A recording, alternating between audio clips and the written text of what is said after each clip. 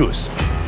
Couscous, the base of it begins with this right here. This is semolina flour. But what is semolina? Known for its distinct yellow hue and high protein content, semolina on its own can be a bit rough, but mixing it with salt, olive oil, water, and white flour create a perfect balance of soft and firm, a texture that's just right for making proper couscous. Couscous is a traditional dish. Friday is a Muslim holiday, so we make normally a couscous for the whole family, and we share.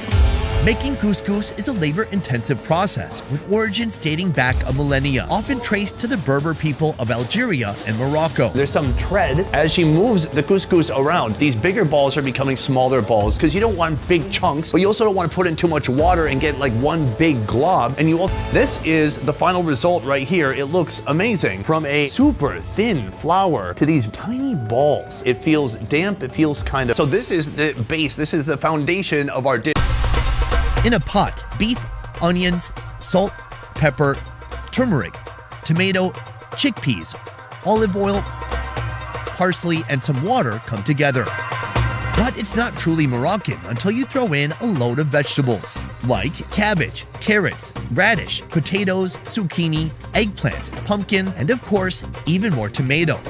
Above the stew, a steaming vessel is placed on the same pot. This clever setup, called a couscousier, uses the heat and steam from the bubbling stew below to cook the couscous to fluffy perfection. But on top of it, there are so many different vegetables. This is like real farm food, I feel. From here, she's putting on a sweet element, caramelized onion and raisins. Fatima has moved on to our next location to see a fortress of vegetables. Deep in the core, there is meat, but like the tagine, and I feel like you could spice that up with some of this on top, the onions and raisins. Of course, the raisins are sweet, but I'm noticing that in Morocco so far, they love to caramelize onion. This is what I'm really curious to try, the actual couscous itself. The couscous doesn't have a ton of flavor, but it's a kind of a flavor vehicle. You put other flavors on there and it just offers this wonderful texture, and it's a nice carbohydrate bake. The side right here, that broth, I'm gonna give that a little bit of, and what I'm told is you can actually dump some of this soup. You can really saturate that couscous in those delicious flavors. Couscous really effectively saturates or soaks up all those flavors. As you dig deep into the core of this dish, you will reveal the meat. We've got beef right here. Okay, there you go. How is that 10 out of 10 hot still? It tastes amazing. I love it. So this is couscous, but